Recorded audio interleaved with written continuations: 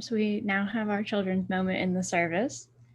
And as I mentioned earlier, last week I was in North Carolina in the mountains.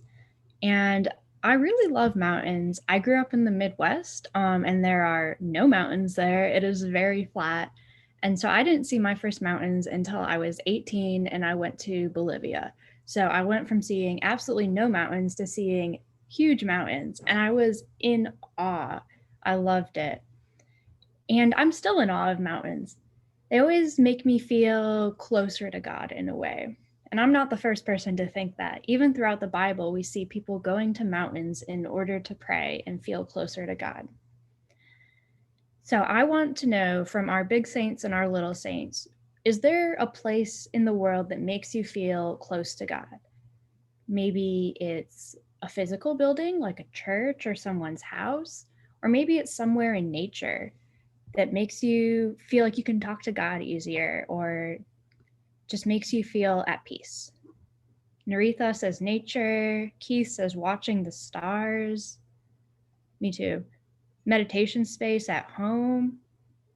Yeah, there are lots of great places in the world that we can feel like a little bit more at peace, even in the chaos of the world. I feel God in the forest. In the forest? Yeah, that's a good one too. So in the next few weeks in church, we're going to be talking about the earth, God's creation. And we're going to learn a little bit more about how the earth takes care of us too, just as we take care of the earth. And the way I like to think about it is the earth can kind of be like a mirror that shows us what God is like.